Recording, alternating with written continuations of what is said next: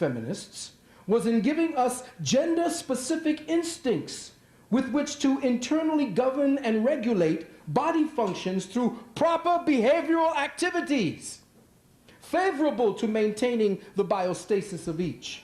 And I got that word biostasis from Dr. Ann Brown. She give me all them fancy words to work with. As ludicrous as this may sound, the fact remains that the above represents the philosophical fuel driving the vehicle of feminism and all other related isms. And as a result of this boycott of your natural instincts and our disrespect for the divine principles of gender, this has our species suffering what amounts to being a terminal fate. Lastly, I don't care to verify any scientific findings concerning women's diseases.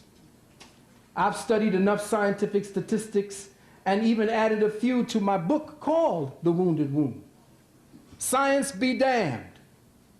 Common sense be the goal. But you say, Reverend Valentine, how can we have common sense without scientific analysis of the problem? Easy. Common sense was our ancestors' science. All formulas for the sciences of being and behavior grew from the intuitive pool of common sense. Western medical science and all of the reeking intellectual horseshit you've been mentally digesting as your education was based on an ecclesiastical belief system that teaches you to become a legalized dope pusher. And when I say dope pusher, I mean dope dealer from both perspectives. The kind that you give people by prescription and the kind that you dispense to people as professional advice. The same advice that can't save you as a doctor from contracting the same damn diseases you claim to be healing people of. Now, don't I sound belligerent? I'm not. Because when you see what I'm about to unfold for my sisters, and you see what it is that we have to face as a people, and what it is and how intrinsic and how subtle and how devious the plan was to separate us, the man and the woman, from each other, and how to play the game of power between the two in the home, you'll understand why our sisters are suffering here today. Now, before I go on, at the break, when we do have our break, and brother will tell me when we have our break, I want to let you know that we will have specific pieces of information dealing with solutions. This is an extrapolation from a book that I'm writing called Neogenesis. This is called The Sacred Principles of Health. This was the original name of a book that you might all know called Heal Thyself. Have you heard of it? Yeah.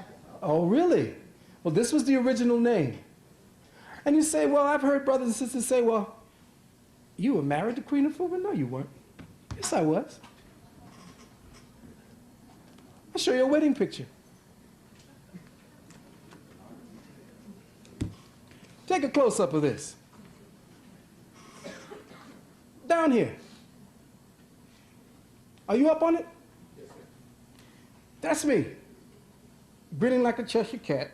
And that's her looking just as silly. This is a wedding. You know who that is? That was my best man. You know who that is? Imhotep Gary Bird. Can I get a witness? Yeah, I have witnesses. You know who married us?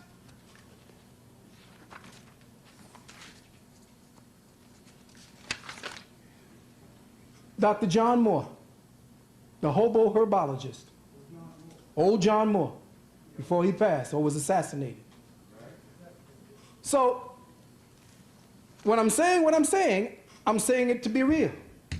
This whole thing, a lot of brothers and sisters, especially sisters who knew us from way back then, says, it's time that you come out and start saying something about this whole thing. And I say it's not necessary. Yes, it's necessary because sister's about to come out with a book called The Sacred Woman.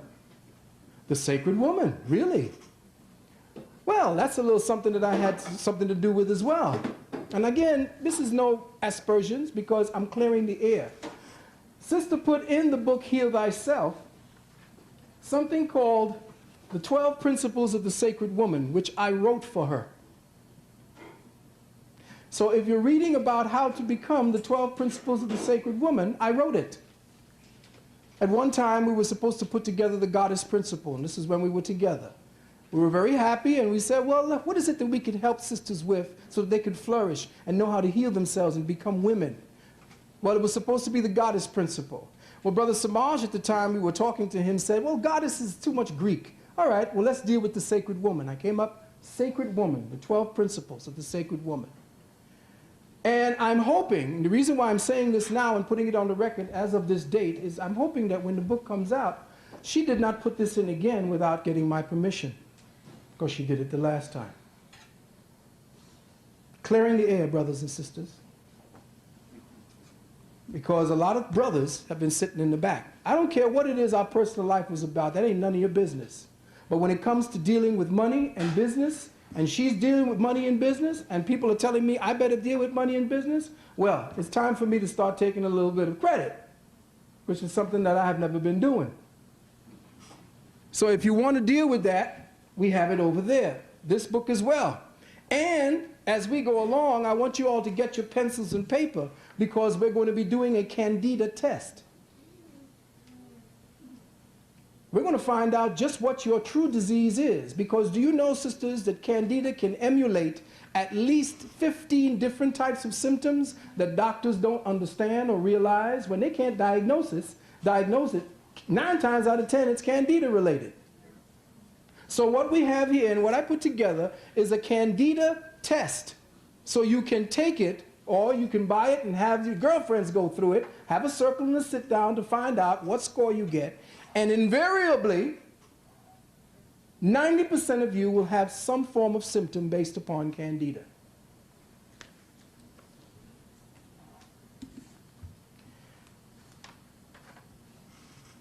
Now, my sisters are waiting eagerly.